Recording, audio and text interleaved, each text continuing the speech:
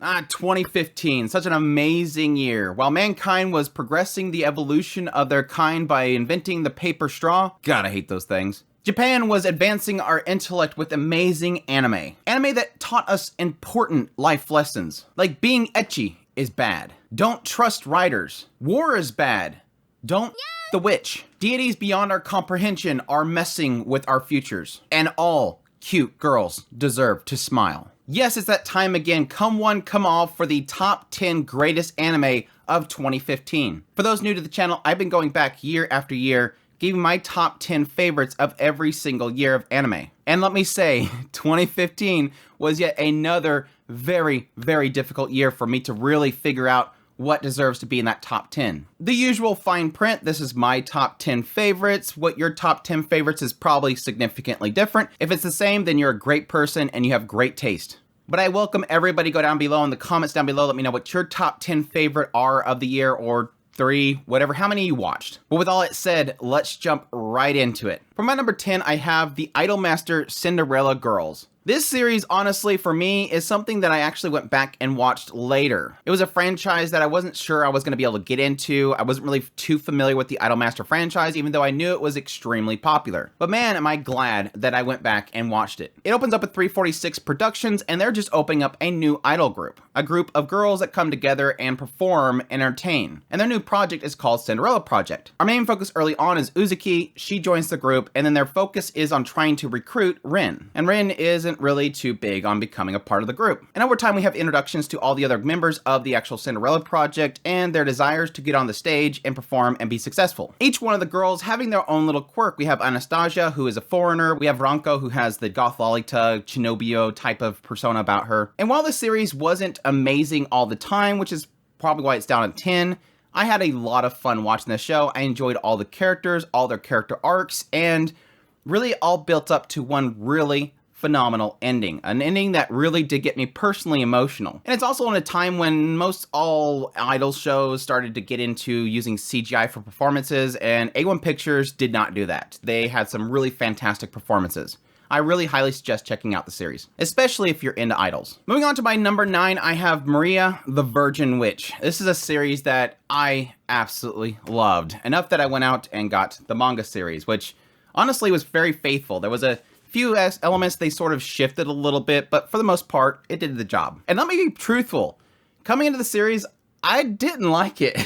I was drawn to it by the art style. I absolutely love Maria's art style. Just fantastic. And the thing that sort of kind of deterred me from actually enjoying it early on was that I'm just got tired at the time of Japan's love for the Catholic Church. I'm joking, obviously. And it had a bit of raunchiness to it, because the whole idea behind the earlier segments of it is that you have Maria, who is a witch, and you have this medieval setting with France and England warring with each other. And Maria was essentially using her concubines to kind of go out and win favors from the generals by having them sleep with them. But as I watched it, I grew to love it. I love the characters, I love the chemistry, and yes, the goal that Maria has, which is to stop this war from happening. Every time there was a battle in the battlefield, she would go out there and summon these great things that would just scare everybody away. She didn't like the wars. She was a friend of the local villages. She has a lot of heart inside of her, and that's something that's kind of in conflict with all these groups that want power. In the core of the whole story is the idea that at some point, the gods don't like this. They don't like Maria sort of using her powers to stop the conflicts between mankind. She's meddling too much. So they send Michael down, who makes this decree that if Maria ever loses her virginity, she will lose all of her powers, which is seemingly fine for her because she doesn't really want to get with a guy. The story it tells within is really great, though. It's a series that I really fell in love with, like I said, enough to go out and actually read the entire manga. Maria has a lot of heart. She's super lovable, and she has a little bit of naivety about her. And having her run into so many other people that want to profit from the war itself is a conflict that ultimately leads to a really great ending. It's definitely a diamond in the rough, and I highly suggest checking out the series. Let's get a sprinkle of comedy in here. My number 8 I have is Castletown Dandelion. My gosh, I love this series so much. I think when it was actually airing, I was getting to the point where everybody was getting sick of me talking about how much I really love this show. I just really love Akane, the main character, and the cast itself was fantastic. It opens up in this castle town where you have the Sakurada family is heading it, and the people of the town itself get to actually vote for the next heir to the throne. And the king has 9 children to pick from. Now, the interesting thing about this is that each one of these children is gifted with some sort of ability. Akane, the main character, being able to manipulate gravity. You have Shu, who's able to teleport, and so on and so forth. But that's not going to win them votes. The thing that's going to win them votes is their appeal to the people. And Akane herself is not really a social butterfly, but she has her own reasons for wanting to become queen. So it's going to be a very difficult trip for her. I really, really adored these kids, and each individual kind of sort of competition they go through to win votes and win favors from the people themselves was really, really fun. And the comedy for me was just on point. And it even got into some heavier subjects later on, regarding different abilities and how it technically can win them favor when they don't want it. As per usual, comedy's subjective, but give this show a couple of episodes and see if it's something that works for you. Moving on to number 7, I have School Live. I really, really, really love School Live. Again, technically to go out and buy this box set thing. It wasn't too expensive, but gosh darn, I love the series. Went out and got the manga. I have read the entire manga. I really, really, really love this series. It's kind of one of those series that is a mixture between both horror and just cute girls doing cute things, and I think that was honestly the reason why a lot of people were turned off by it. Yes, the first episode is super good. If you don't watch any episodes, go out and just watch the first episode. It does a really great job of just kind of flipping the table on you, and it's really surprising. But kind of the overarching story of what School Live is the idea that despite the horrors in life, despite how terrible things are, finding joy in it, keeping your head straight just by just enjoying the people around you and enjoying your environment, which is very difficult to do for School Live because, yes, it is a zombie apocalypse. And these children are essentially locking themselves up in this school. And while they have sort of created parameters to keep the zombies away, they're still going to run through hardships. And yes, a lot of that has to do with their mental state, the loved ones they've lost, and is there even a purpose to continuing on? And I think it does really well in sort of balancing that cutesy aspect of let's just have fun and do cutesy things, while at the same time always having this grim reminder of what's beyond the barricades. And that's something that continues on into the manga that I've read. I think it does a really fantastic job of balancing that. If you're looking for a show that has that cutesy aspect to it, but still sort of grounding itself and having some horror kind of mixed in there, I definitely suggest checking out School Live. I can't have an entire episode of this without having at least one controversial pick. Punchline. I freaking loved Punchline. It is like the epitome of bait and switch. It was so difficult to tell people about this show because it was one of those shows where everybody hated it early on because it had like nothing but ecchi. It opens up with Yuta being on this bus. It's being hijacked. Some superhero shows up, saves him, but then he wakes up and he's been separated from his body. And he's inside of the residence that he once lived. And so as he's sort of investigating and checking around, he ends up running into the other residents of the location and sees things he shouldn't see. And this causes his power to well up, becomes so much that it draws a meteor to destroy the world. Great ending. No, but then it resets, and then he has to avoid not seeing perverted things and having perverted thoughts and blowing up the world. But that's where things get interesting. Within about 3 or 4 episodes, everything sort of switches. It flips it on its head, and it becomes a very serious show. What was the focus early on, which was nothing but pretty much ecchi, suddenly goes to the wayside to a more interesting story. I don't want to spoil things so much, but it was such an interesting story that it was like constantly, I was having to tell people, just give it a few more episodes. It does something different. Like I said, the ultimate bait and switch. And I really, really loved where it went. I know the fact that it's a MAPPA original, which I think people these days would probably be more appealing to because they love MAPPA and they want to see where MAPPA came from. This is kind of a cool sight to see if you're a big fan of the studio. Next up I have is Fate Stay Night Unlimited Blade Works. I would take it out of my display case, but I don't want to drag it out. Yes, Fate Stay Night Unlimited Blade Works, Ufutable's take on the Fate Stay Night franchise, taking it from the terrible hands of Studio Dean and giving it proper justice. But not only that, being the Unlimited Blade Works route, following Rin Tosaka, who is easily best girl. Fight me. But now, obviously, Fate Stay Night is a very massive franchise, being from a visual novel that has just turned into this massive property with Type Moon. Moving on to being one of the most successful franchises on mobile, which is Fate Grand Order. For those that don't know what this property is, essentially magicians use different relics to summon up heroes from the past, and they all fight each other in order to gain the Holy Grail. And while yes, power is might in this world, and you have massive servants that are able to take down other servants, it often turns into sort of a mind game, choosing who to ally with, who to double cross, and whatnot. And Unlimited Blade Works was easily one of the most breathtaking visual spectacles of action that we've seen in a long time. I highly suggest checking out the series. I love the work that Ufotable did to it,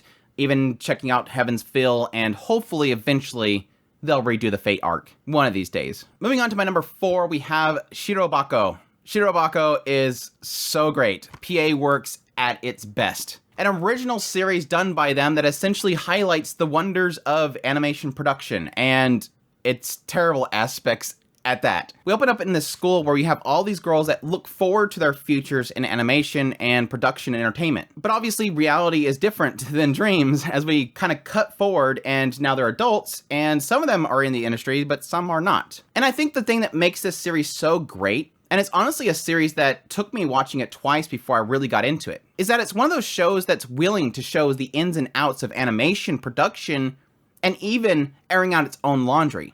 The bad sides of animation production.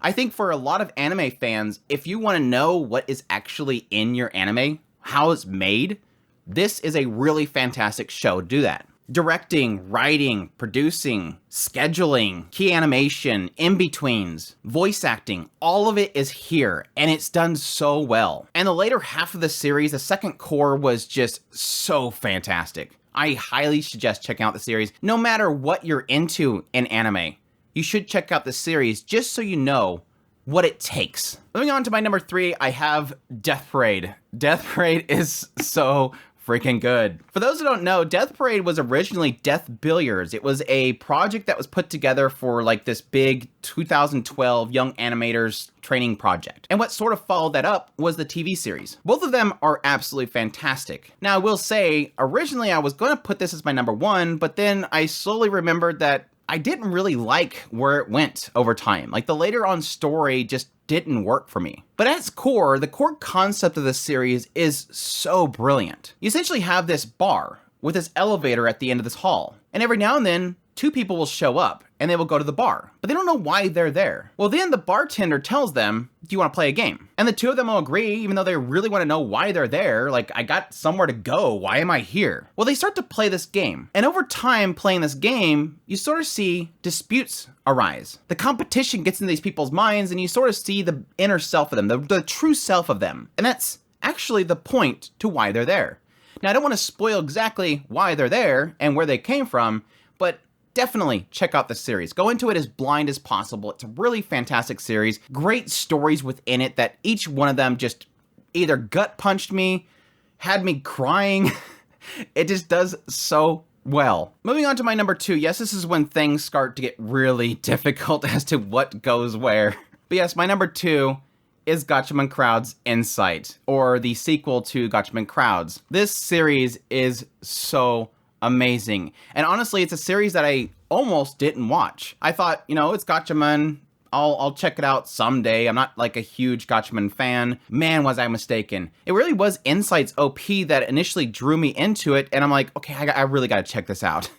Went back to the first season and completely fell in love with it. Gatchaman Crowds doesn't really feel too typical to the franchise itself. Yes, it opens up with Hajime and she gets this notebook which allows her to turn into a Gatchaman, which is supposed to save the world. It feels very Super Sentai, but within it is so many twists and turns and mind games and just statements about society itself that was just so good. All being put together with an incredibly unique style. And getting into Insight, it's like everything just got so much better. The writing just keeps getting better. And the coolest thing about it was that, like, the initial thing that was sort of pushing me away from it, which was Hajime, who is a very Genki character. She's super Genki. They actually get into some really interesting stuff with her and her mindset and everything. Every single one of these characters had their own fantastic character arcs. If you're not a big fan of the franchise itself, don't worry about it. Just go straight into Gatchaman Crowds, check it out, give it a shot, and I guarantee you will not be let down. The only thing that I have to warn is that there's an OVA between Gatchaman Crowds and Gatchaman Crowds Insight, and I don't think it's still available on the platforms that license it.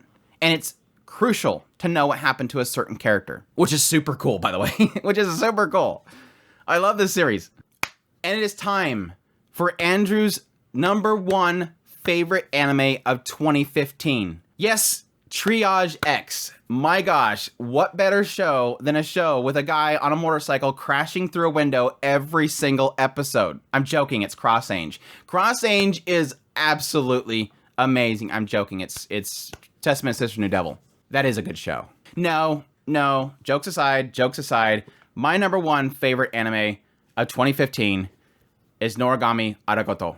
Oh my gosh, this show is so good. Yes, another show that I went out and bought the entire manga series, and my gosh, the manga series is even better. But no, specifically, I want to focus on Noragami Aragoto. I could have easily put this in the next year's one with the first season, but I really wanted to focus on getting Noragami Aragoto in a list. Mainly because, while the first season was really good, love the style, love the music, love the characters, it was really in Aragoto where everything just took off.